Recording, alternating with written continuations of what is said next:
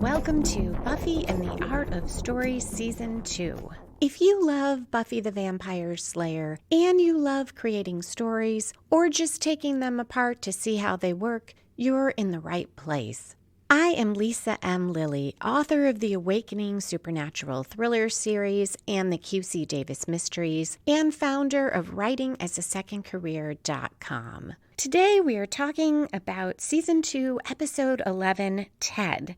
It's a seemingly throwaway one-off episode that foreshadows key developments for much of the run of Buffy. It also defines the limits on Buffy's actions regarding humans, uses a lot of metaphors that might or might not mix very well, and has some wonderful Buffy and Angel dialogue that shows what works in their relationship. Also, having been so familiar with guest star John Ritter as a comedy actor, it was really interesting to me seeing him in this ominous role. As always, there will be no spoilers except at the end to talk about foreshadowing, but I'll give you plenty of warning. Okay, let's dive into the Hellmouth.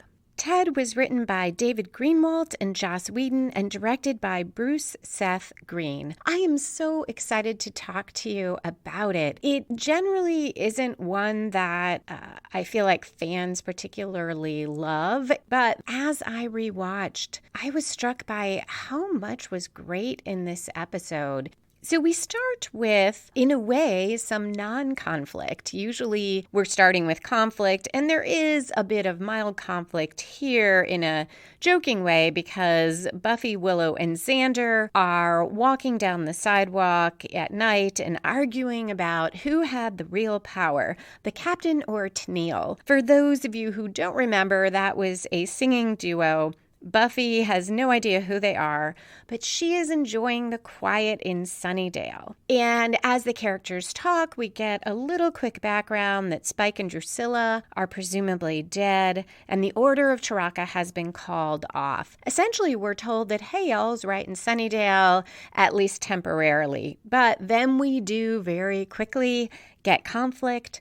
At Buffy's house, the front door is ajar. She tells Willow and Xander to wait, goes in alone, hears a crash from the kitchen, and Joyce saying no. Buffy runs into the kitchen, and Joyce is kissing a man Buffy has never met. This is John Ritter. We'll find out his name is Ted. The two break apart, and Joyce says, oh, she's sorry for scaring Buffy. She just broke a wine glass.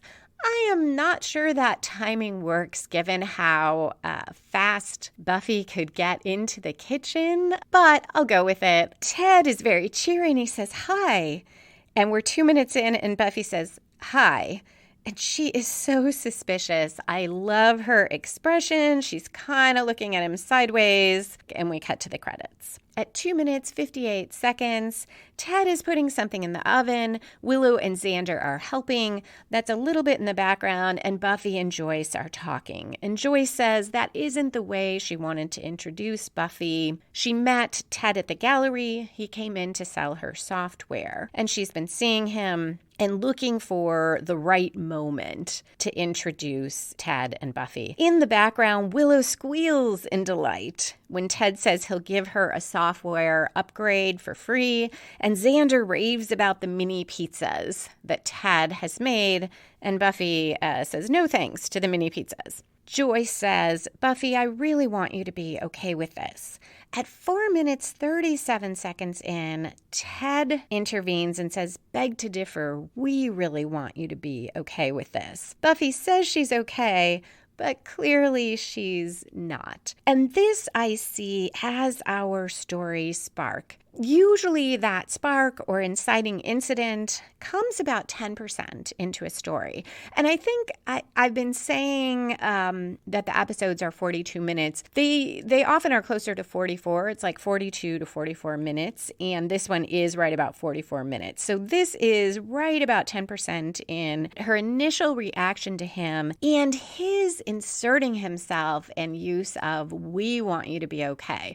Buffy has just met this guy and already he is talking about himself and Joyce as a couple and almost as a parenting unit. And I feel like that does set off the conflict between him and Buffy and the particular way that it plays out. And we get this confirmed pretty much in the next scene. Buffy is with Giles in the park. He's sitting on a bench while Buffy fights a vampire. She is beating it up pretty badly, and Giles keeps trying to say, Buffy, I think it's time, like you can stake him now, and she just keeps beating on him and finally kills him. Giles has already sat down and I think just started reading a book. So he asks her, is everything okay? And she says yes, but she goes on this wonderful rant about vampires and says, everything's fine, and then they come and kill people. And here's a quote. She says, and they take over your house and they start making these stupid little mini pizzas, and everyone's like, oh, look, a mini pizza. But Giles cuts her off and says, I believe the subtext here is rapidly becoming text. That may be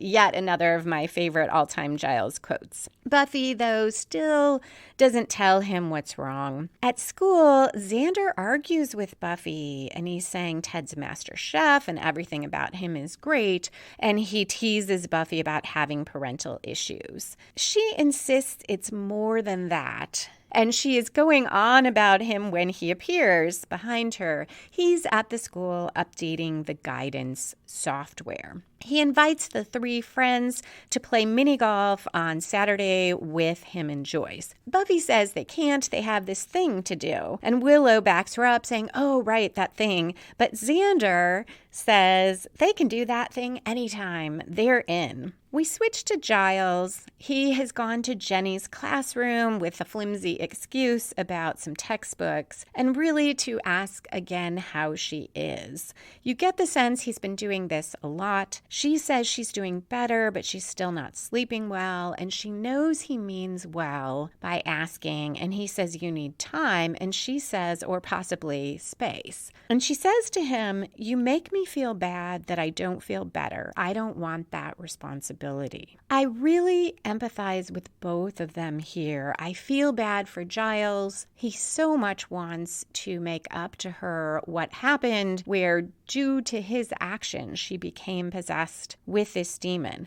At the same time, I really feel for Jenny. I think this is a very common thing when someone is grieving, and she is, in a sense, grieving over what happened to her and trying to deal with this. And I remember after my parents were killed in a very tragic way, and it was an extremely difficult time. And on the one hand, people were wonderful. I was so struck by how caring and kind the people around me were, and the village authorities where my parents had lived. At the same time, as time passed, I really felt this pressure that people needed me to feel better so that they didn't feel bad. And one of my nieces and I talked about this a few times, that feeling that there's not much room in our culture for grief, and for that you are just, when something really traumatic happens, that maybe it's not even healthy to just try to rush past it and feel all happy again or be yourself again. Maybe the self you have is going to be different. You are not going to go back to being that same person. And it often makes the people around us uncomfortable. And I feel like that's what Jenny is saying. Like, look, I don't feel better yet. And it's not my responsibility to feel better so that you can stop feeling bad.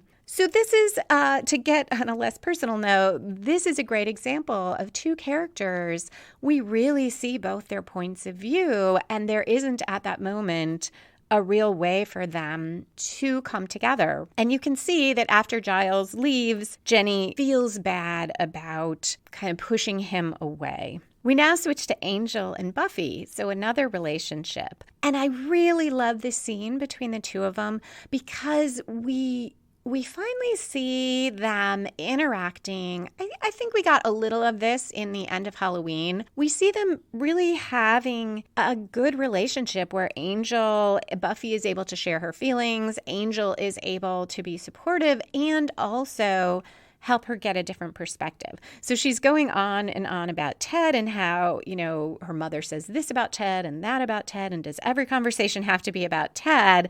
And Angel, in kind of a low-key, joking way, says, so are we going to talk about anything other than Ted? Buffy says, oh, okay, I get it. And she kind of smiles and says she doesn't need another man in her life or a new man in her life. And Angel says, well, maybe your mom does. And he talks about loneliness. And Buffy half smiles and says, okay, I get it. But does it have to be Ted? Angel asks her, is there someone else, a guy out there that she thinks would be better? And she kind of sheepishly says, my dad. Angel just looks at her and listens, and she says, I know that's not going to happen. And you see this nice release where Buffy is a little more able to live with the idea that, her dad's not coming back, and maybe her mom does want to have someone else in her life. And I love that Angel was both sympathetic and helped her sort through her feelings, but he didn't ever say to her, you're having parental issues, the way that Xander did.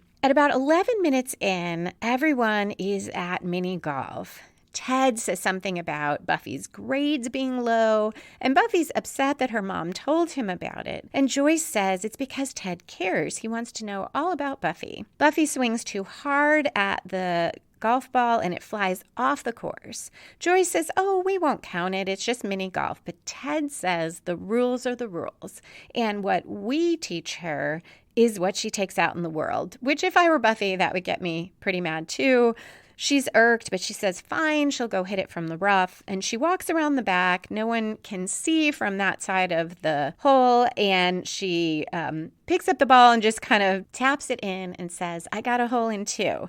She didn't see Ted, who has come around behind her, and he says, beg to differ. Buffy shrugs and says, fine, just add it on my score or penalty. It's just a game. And he says, I'm not wired that way, and goes on and on about the rules and doing things right. And he's slapping his golf club, his mini golf club, against his leg as he's talking, punctuating his words. And he says, I don't stand for that malarkey in my house. Here, I think we get to the one-quarter twist, that first major plot turn that spins the story in a new direction and comes from outside the protagonist. It's a little bit beyond the one-quarter point timing-wise in the episode. It's about 13 minutes, 20 seconds in, but it definitely spins the story. Buffy says, well, it's a good thing they're not in his house, and Ted says, do you want me to slap that smart-ass mouth of yours? And then he spins around and says, who's up for dessert? That quick flip from menace to cheerfulness, I think John Ritter does so very well, and it's unnerving. And we know he was serious, and Buffy knows he was serious. So this is a turn because it's the first time we see that it's not just Buffy having parental issues. It's not just the sort of less than ideal way that she met Ted. The others crowd around him in his picnic basket, exclaiming over his cookies, and Buffy stands apart. In the kitchen the next morning, Joyce offers Buffy a sticky bun that Ted made, and Buffy says, can they have something that Ted didn't make? Joyce says, I don't expect you to love him like I do, but she does expect Buffy to treat him decently, and Buffy says, you love him? Joyce says that just slipped out, and then goes on to say, men don't exactly beat down the door of a single parent, which I found kind of interesting because she seems so excited about Ted, and yet in the next breath, it's almost like she's saying, well, I don't have a lot of choices, so he's sort of the best out there out of that lack of choices. Buffy echoes that single parent line, finishes it with Joyce. So we know this is something she says a lot. And this whole scene, I have talked about the great things I love about Joyce. So these are the scenes where I understand when people feel Joyce fails as a parent, because I understand her saying that, men aren't running to go out with a single woman with a teenage daughter. If she wants to say that to her friends, that's one thing. But to say it to your daughter is really saying, hey, it's your fault. It's all because of you. And then Buffy, it gets worse because Buffy tells Joyce that Ted threatened to slap her. And Joyce says he did no such thing. She doesn't even consider what Buffy says. And though we find out there are reasons for that, it's still really hard to watch. Joyce then goes on to say, well, Ted told me what happened. He caught you cheating, didn't he? And she says, but he didn't say anything to anyone else, did he? And I thought that was pretty decent of him. Buffy kind of stutters, and when she says that about, he didn't tell anyone else. Buffy's saying, well, I don't think that's the point, which of course it's not. The fact that he didn't tell the others doesn't erase him threatening to slap her. But this shows Ted is this master of manipulation. He knew Buffy would tell Joyce, so he got out ahead of it and he told this story and framed it in a way to set Joyce up not to believe Buffy, which is no excuse for Joyce. Had there not been other forces at work here, the way she just rejects what Buffy says is really awful. But Joyce is surprisingly cheery, and she says, well, Ted told her Buffy just needs time to come around, and she's having him over for dinner that night, so Buffy needs to be home on time. Buffy, looking really discouraged, leaves. Joyce finishes the sticky bun, saying to herself, this is so delicious. These hints about food are woven in, and I feel like it's fairly subtle. I do not think that I saw this the first time through. The excitement that Willow is squealing about in delight, and it's after they ate the mini pizzas. And then at the golf course, they're also excited about the cookies. And here, Joyce, even if she didn't believe Buffy, which obviously she didn't, but let's say this was a real situation, there's no other influence, she doesn't believe Buffy, she would have to be troubled about this conversation. And yet she's just like, great sticky buns. So I do think that is there, but not overplayed. So I felt that was fairly subtle. It does go to one of the metaphors I see here, which is the idea of being in love as this feeling of ecstasy that colors everything you say and do, because we'll find out later that these things Ted is making have something in them that both kind of tranquilizes people and, as Willow says, has something in common with the drug ecstasy. So it seems in part this metaphor is meant to be like Joyce just in love, swept up in this wave of passion. And so she doesn't even hear what Buffy says, which makes me more troubled about Joyce, because is this suggesting that this is how Joyce would be if she were truly deeply swept away and attracted to and feeling in love with this guy? Back at school, Buffy enlists Willow's help to research Ted. And I love Willow. She is such a great friend because her dialogue and her expression tells us that she sort of agrees with Xander. She thinks that maybe Buffy is having issues just because Ted's dating her mom. And I can't remember. I don't know if it's clear that she tells them that he threatened her. But regardless, Willow may think that it is just issues Buffy's having, but she is right there to help. She is going to help her friend. She is just the best friend. So 17 minutes in, Willow has found out where Ted works, and Buffy is in this cubicle farm.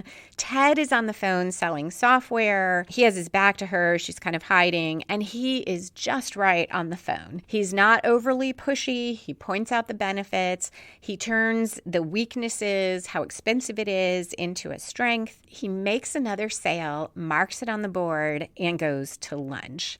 Another guy comes up, and Buffy pretends to be a temp there for the day. And the guy is grumbling about Ted always being top salesperson and says nobody beats the machine. Says something about, well, at least Ted is taking some time off for the wedding, which he tells Buffy is in 2 months. Buffy checks out Ted's desk, sees a photo of Joyce there. When she takes it out of the frame, it is a photo of her and Joyce, but her photo has been folded in the back, so it's hidden. At 19 minutes in, we're at dinner. Ted says a very passive-aggressive grace about how hopefully God will help the people in this house to something like be more hardworking and more honest. Buffy won't eat.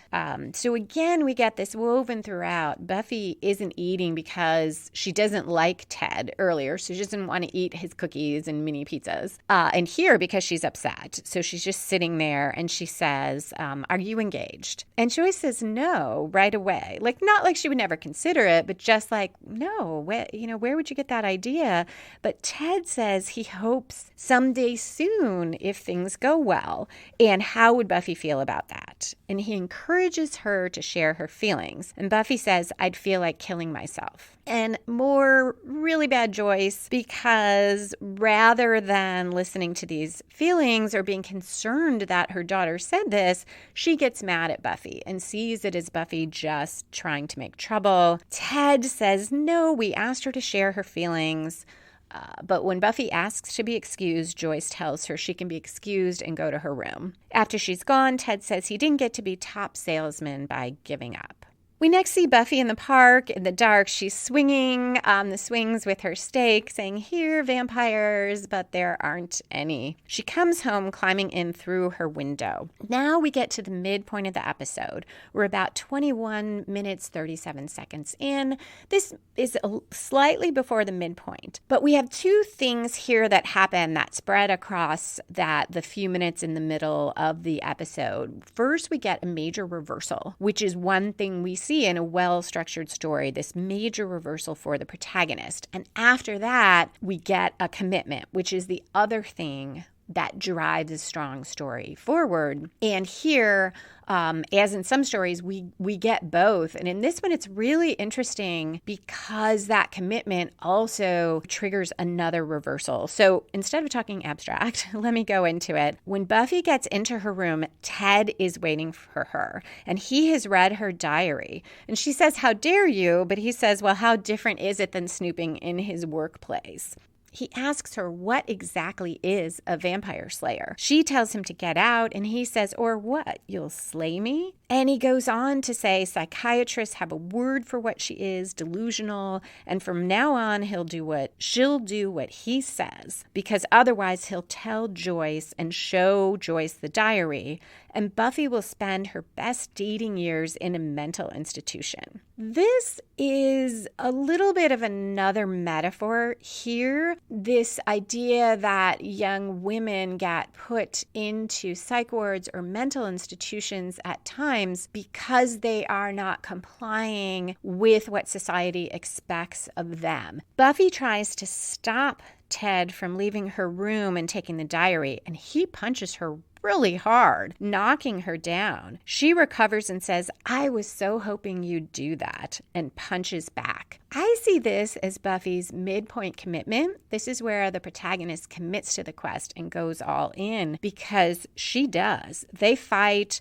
The momentum takes him in the hall. He again hits her hard enough that she is on the floor, and he then grabs her and lifts her up to hit her again. Of course, Joyce comes out just as Buffy has managed to hit Ted back and get the upper hand, and she then kicks Ted, and the momentum is pushing him down the hall, and he's moving toward the stairs. Joyce is yelling at Buffy to stop. She kicks one last time. This is 23 minutes in, and Ted goes tumbling down the stairs and is motionless at the bottom. Joyce runs down, checks his pulse, and says, you killed him. So we see Buffy's commitment then leads to an even more major reversal, because no matter how awful Ted was, to kill him is this huge thing. And also that her mom did not see what began that fight. So it's completely out of context for Joyce. Cut to the commercial. Talk about a hook. When we come back, the police are there taking Ted away, and Detective Stein asks what happened. And Joyce says Ted fell, and the detective asks how, and Buffy says, I hit him. And she sounds really dazed. I like that I like both that Joyce was not going to say that. So at least now she is trying to protect her daughter and that Buffy tells the truth. She's not going to sit there and have her mom lie. At the station, the detective interviews Buffy alone. We can tell she's somewhat disoriented. He's asking questions. It's a wonderful scene. If you haven't watched the episode lately, I would at least go back and watch that, because the detective's being kind of low-key in his questions, but he's trying to get the story, and the way he does it, Buffy ends up a little more confused about when Ted threatened her, and she says he hit her, and the detective says where, and she shows him her face, and he says something like, well, it couldn't have been too hard. There's no mark. And he doesn't seem accusatory. It's more like a comment. And Buffy says, I don't bruise easily. So he asks, oh, you've been hit before? And she says, yes. And he says, but not by Ted. And she says, no. And she starts getting upset and is saying, she didn't mean to do it. And I think she starts to cry. And the detective says, he's a big guy. Like, I believe you. And then outside the office, he tells Joyce basically the same thing, that, Buffy says that Ted hit her. If that's true, everything will be okay. But he says, we're not bringing any charges right now. So there's just enough. He's not threatening, but there's just enough to leave both Joyce and Buffy uneasy and to have this hanging over Buffy, because the detective does say they need to look into it further. At school the next day, Buffy is in baggy overalls, a big contrast to normally how we see her in school, in clothes that were very fashionable at the time and cute, and that made her look great. And she's in these overalls. Not that Sarah Michelle Gellar ever looks bad, but it is not at all her style, and she's kind of slouching. And she says she had to come to school. Her mom won't look at her. And Xander asks, what was he? What kind of monster? Assuming that Buffy must have killed him because he was a monster. And Buffy says, no, he was human. Willow says she's sure it wasn't Buffy's fault. Ted started it. And Buffy says that defense only works in 6-year-old court, Will. And they're both shocked about the mention of court. And Buffy also says she's the Slayer. She had no right to hit Ted like that. I feel like in some ways her feelings of guilt are clouding her memory of what happened, because Ted hit her really hard. Twice, enough to knock her down. So she was defending herself, and yet at the same time, she's not wrong in the sense of, she did say, I was hoping you'd do that. She wanted a reason to fight Ted, and she's saying, look, I knew I had this super strength. I was not right to do that. So I think she's drawing a line between she could defend herself, but she did go beyond what she needed, the force she needed to defend herself. Xander tries to reassure her and says he knows her. She'd never intentionally hurt anyone unless he was dating her mom. She's upset. She heads for the library, but there she finds out that the cops talked to Giles to ask about her behavior, and they are now talking to someone else at the school. Giles is at a loss, and Buffy leaves. Xander, Willow, and Cordelia gather in the library with Giles. Xander is saying how awful Ted must have been for Buffy to kill him. Cordelia says, I thought you liked him. Xander says, I sometimes like things that are not good for me,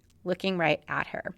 Willow is researching. She's frustrated and finding nothing. And Cordelia says it's not fair. Buffy's like a Superman or something. Shouldn't there be different rules for her? And we get these two great quotes. Willow says, sure, in a fascist society. And Cordelia says, right, why can't we have one of those? I love that Cordelia is sticking up for Buffy, even if she might not quite grasp the philosophical or ethical implications of that. And more on that in the spoilers. Giles says that Buffy killed a human and the guilt will be overwhelming for her. And we get another great Cordelia quote, and Giles responds. Cordelia, I guess you should know since you helped raise that demon that killed that guy that time. And Giles says, yes, let's bring that up as often as possible. Giles is putting together weapons. He says he'll patrol that night as there's no Slayer until Buffy is herself again. Willow is still frustrated, trying to find answers. Xander, who is eating a cookie he found, I think in Willow's backpack, says, "Don't worry, it'll all be fine. They'll work it out." Suddenly tearful.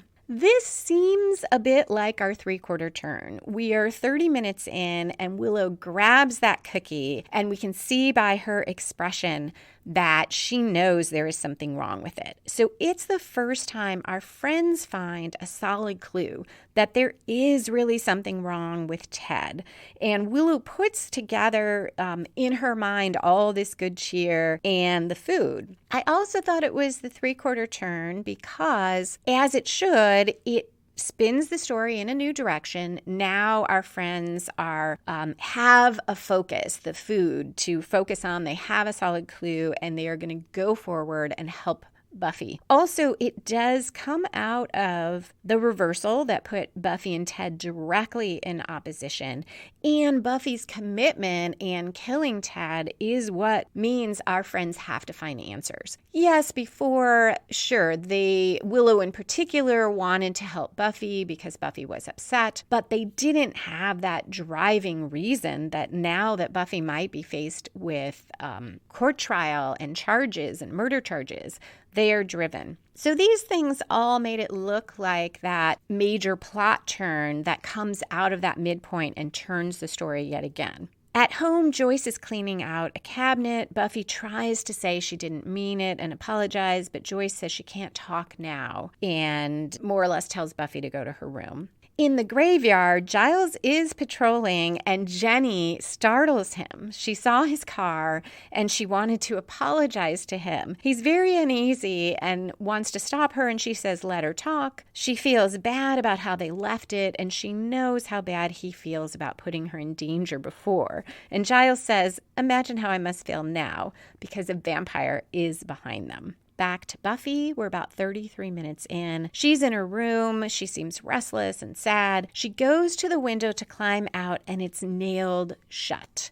She's talking to herself under her breath. She thinks her mom nailed it shut, and she says, "This day can't get any worse." From behind her, Ted begged to differ. This, I think, is the real three-quarter turn, and it's a bit of a surprise, which I think is nice, that we thought we had a turn, and now there is the real plot turn that truly shifts the story, because Ted is back, and there's something about him clearly not human. So previously we thought, okay, he's drugging everyone, there's probably something else going on, but now he is something else. And he asks Buffy, isn't she sorry about killing him? And she says, "What are you?" And he says, he's a salesman. No matter how you put him down, a good salesman bounces back. Part of me wonders if this continued salesman theme is part of what doesn't quite come together in this episode. At first, I was thinking it doesn't work at all, because we've got here so far a real, not just that metaphor for the in love aspect, but the abusive relationship. The way Ted is charming on the surface and everybody loves him, and then behind the scenes, he's threatening Buffy, he's punching Buffy, her mom isn't listening, he will find out he is controlling. There are a lot of abuse metaphors here. But then we get this, I'm a salesman, and it seems weirdly comic, and I was thinking it didn't really fit. And then later on, we'll see that maybe it does fit. But I feel like maybe we just have one too many metaphors here, or maybe more than one too many. So I'll get to that. Anyway, he says this thing about being a salesman. We switch back to Giles and Jenny. The vampire attacks. Jenny is struggling with the crossbow, and she keeps trying to get a shot, and Giles is telling her to shoot, but I don't think she's used one before, and even if you had, Giles and the vamp are a moving target. So she finally takes a shot, and of course, right at that moment, they have spun around, so Giles' back is to her, and the arrow goes into his back. Giles, though, is so cool. He yanks out the arrow, and he stakes the vamp with it. So we get a little bit of comic relief there, a little bit of movement in our ongoing season Jenny and Giles subplot. Back with Buffy and Ted, they're fighting. He says he had to shut down for a while to get her off his back. He chokes Buffy. Buffy grabs this little nail file and stabs him. Sparks fly, there's flashes, and we see his skin has come up and there are wires and machinery under it. Unclear if Buffy quite gets that because he kicks her and knocks her out.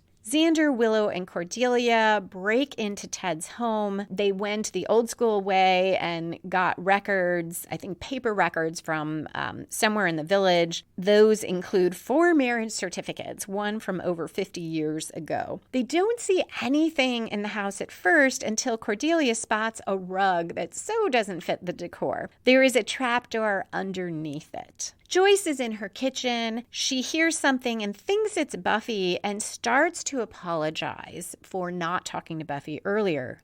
But it's Ted. And Joyce is shocked.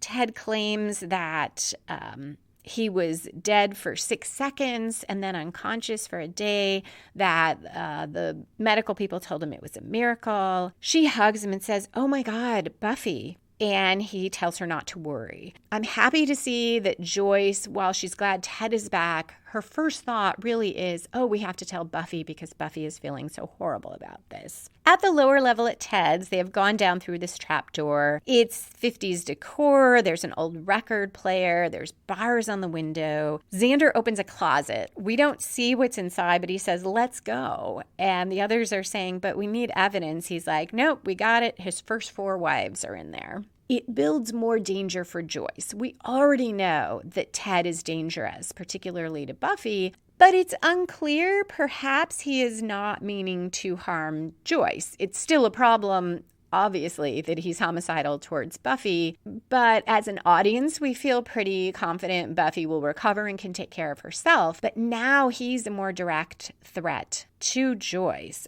Ted tells Joyce what brought him back was her, the thought of her, and she says she should talk to Buffy first.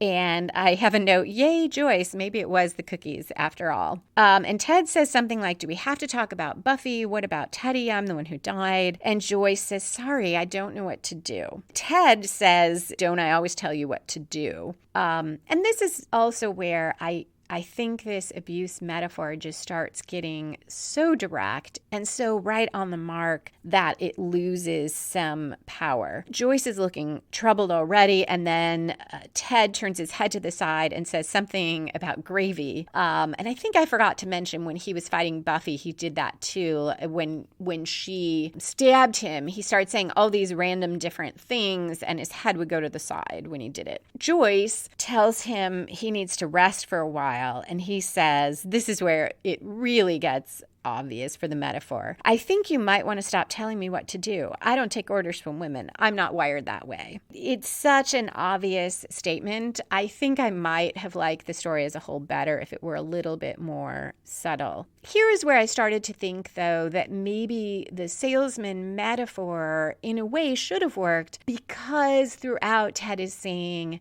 you know, I didn't get to be Salesman of the Year by giving up. I don't take no for an answer, is his mantra as a salesman. So I can see a little more how that fits, because that fits with this idea of the abuser. I don't take no for an answer. I tell you what to do. And maybe it would have worked better if they stuck with the salesman thing and didn't have him so obviously saying things like, I don't take orders from women. Back to Jenny and Giles. He is claiming he's okay.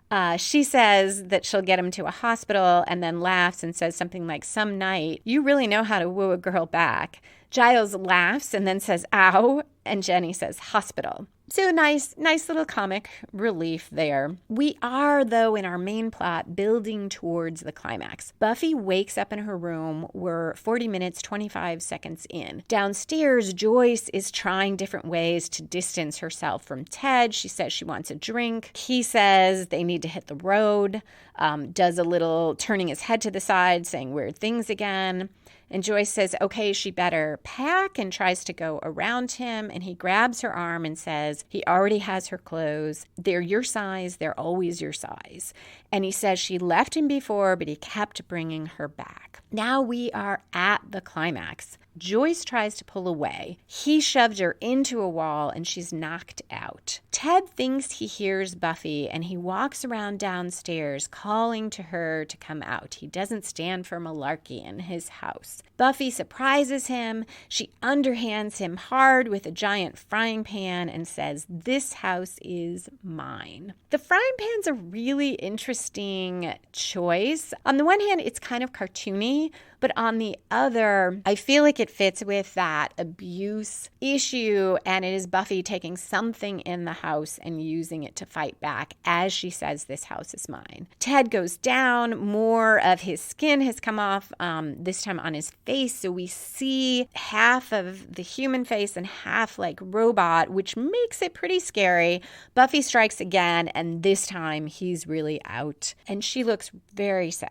We move to the falling action. Joyce and Buffy are sitting on the front porch, eating chips, and Joyce says, "Do you want to rent a movie tonight, but not horror, romance, or men?" And Buffy says she guesses we're Thelma and Louising it again. If you don't remember, Thelma and Louise was a movie out around maybe a few years before Buffy started. And it's two women who are taking a road trip, and it turns into a flight from the law after Louise kills a man who tried to rape Thelma outside a bar. I have my own memory of this. I took a class my last semester of law school.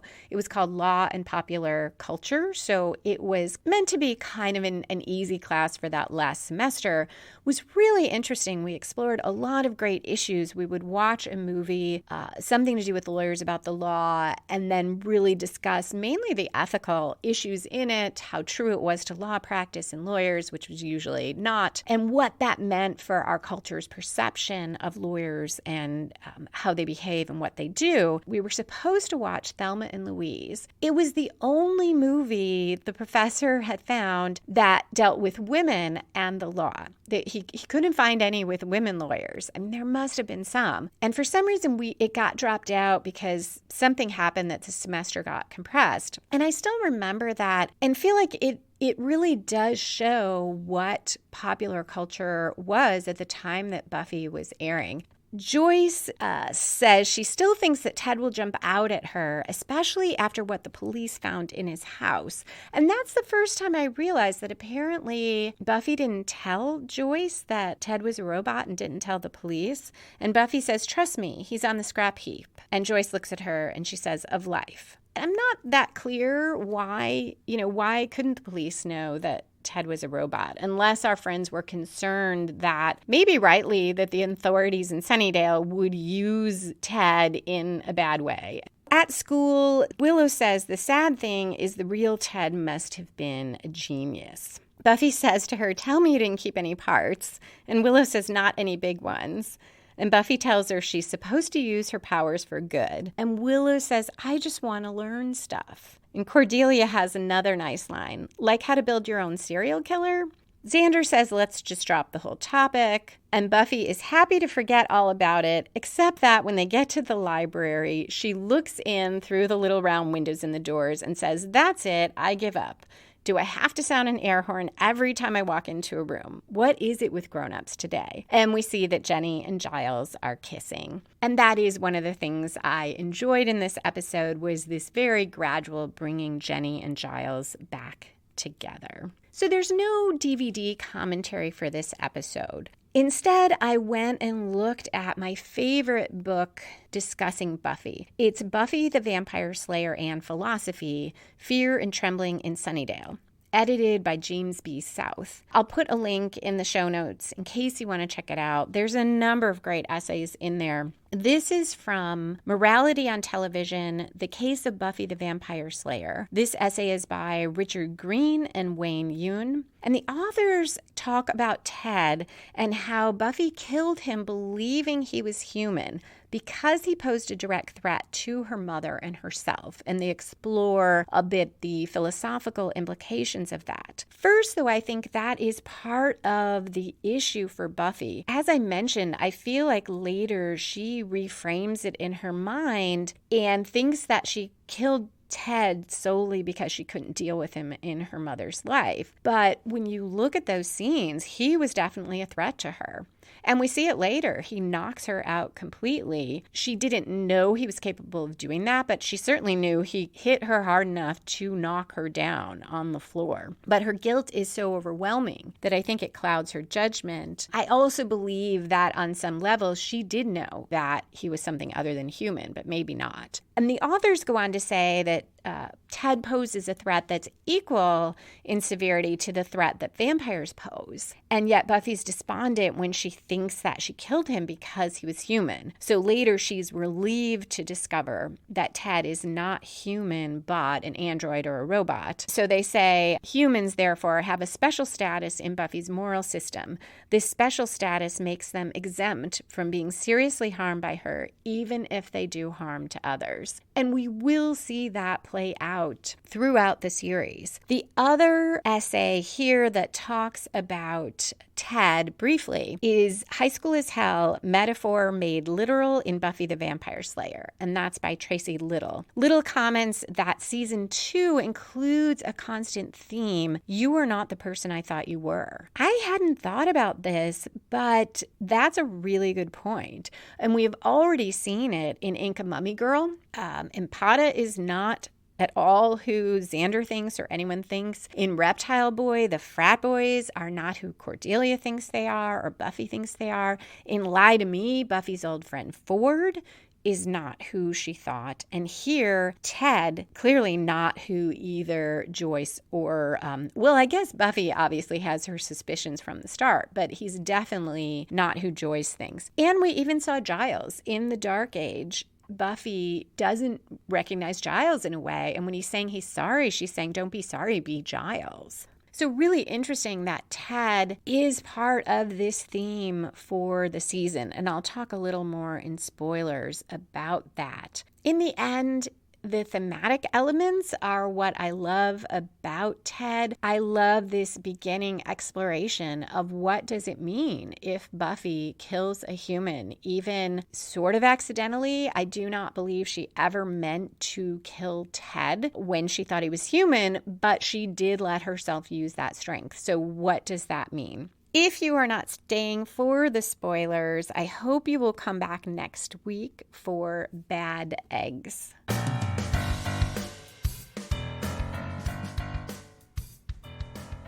And we are back with spoilers. Quickly from our essays, the High School is Hell essay by Tracy Little, You Are Not the Person I Thought You Were. That theme is the theme of the entire story arc, the major story arc for this season, when Angel turns evil again. It is all about that. And then it is further echoed by Giles and Buffy finding out that Jenny was sent there to keep an eye on or track Angel. And I even see it in first Spike's sense of betrayal and anger at Drew when she is so enamored of Angel, and Angel is in a way taking Drusilla away from Spike. And then Drusilla's sense of betrayal when Spike allies himself with Buffy in order to defeat Angel. So we have this on so many levels. And then there is more in the essay on morality in television where the authors comment on the ethics of killing a human. And I had been thinking this while watching Ted, where we really see that addressed is in the Faith storyline. When Faith accidentally kills a human and Buffy is trying to get Faith to fess up and deal with it. And instead, Faith goes down this very dark path. And there we really dig into what that means, what it means when a Slayer kills a human being. Giles tells us that it does happen, that there are procedures for dealing with it. But by that time, his faith in the council has been shattered, as has Buffy's. So they're not willing to go to the council, and Faith is completely in denial. We see it again when Buffy again thinks she has killed a human in season 6 and is ready ready to go to jail for it. And very complex situation there, how Buffy is already in a very dark time, and her feelings over thinking that she killed someone take her to an even worse place. And her friends, and particularly her sister, do not understand why she would turn herself in. Actually, I don't think her friends ever find out, but her sister, another big spoiler there that she'll have a sister, feels so abandoned and feels that Buffy is turning herself in just to get away. But even very early on in the show, we have seen how seriously Buffy takes this. And the authors of Morality on Television also talk about another part of season 6 where the humans' special status to Buffy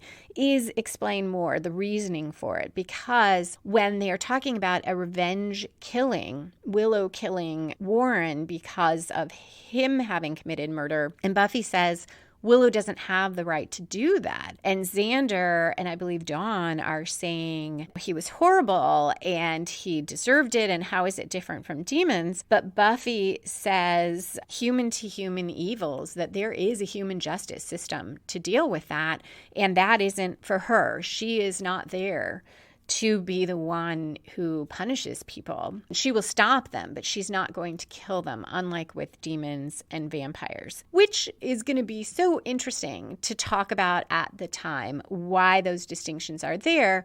But I do like her point that there is a system to deal with that. It might not be perfect, but there is this process where for demons and vampires, there is not. She is it.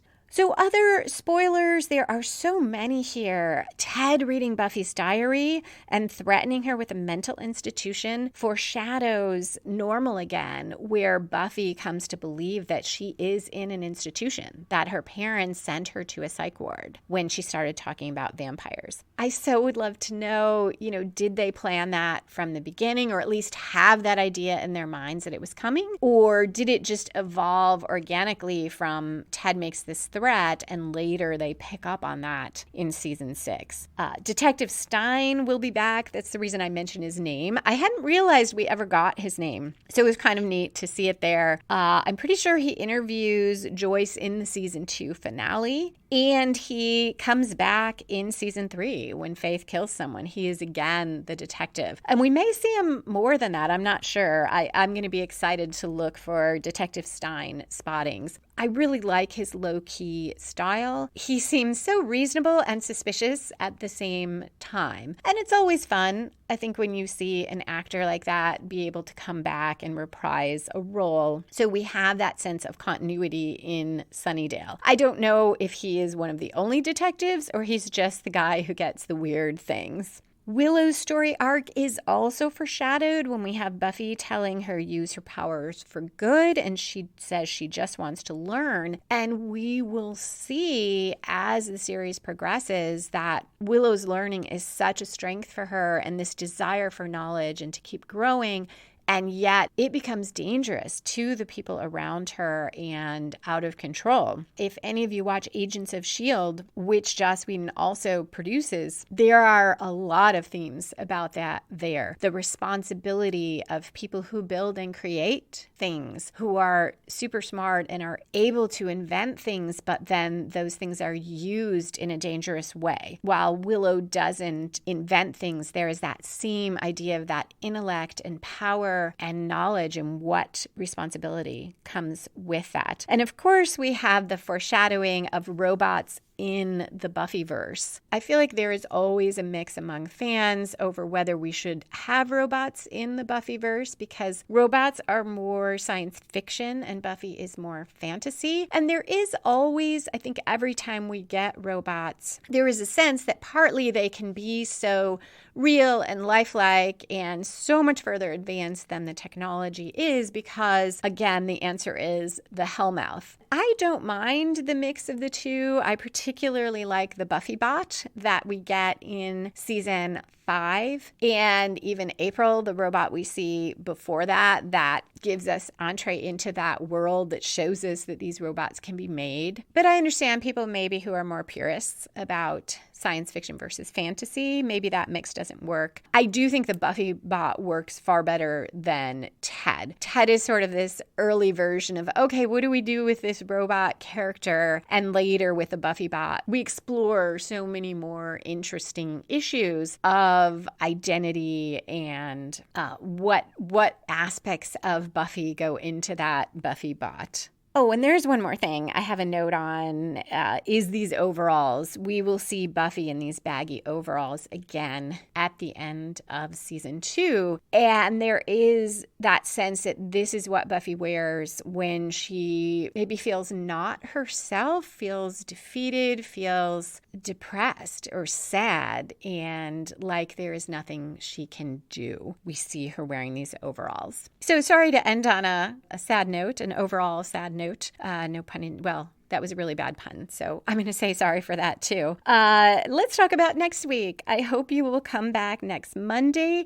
I had been going to take a mid-season break, but I feel like in the time of so many stay-at-home orders, one, I really enjoy doing this and talking about Buffy, and enough people have told me they look forward to hearing it on Mondays that I don't want to take a break now. So I may take a break later in season 2. 22 episodes is a lot to do one a week, but maybe not. Maybe I'll just power straight through. Anyway, I hope you come back. We'll talk about Bad Eggs, where maybe not surprisingly, another attempt by Sunnydale High to teach their students something leads to disaster. If you'd like to connect, you can tweet me at Lisa M. Lilly. That's Lisa, M as in Marie, Lilly, hashtag Buffy Story, or email me, lisa@lisalilly.com. You can also find my fiction, including mysteries and supernatural thrillers, at lisalilly.com. And you can find articles on writing, time management, and publishing at writingasasecondcareer.com. Thank you so much for listening, and I hope to see you next Monday. Music for this episode was composed and performed by Robert Newcastle. Buffy and the Art of Story is a production of Spiny Woman, LLC, copyright 2020.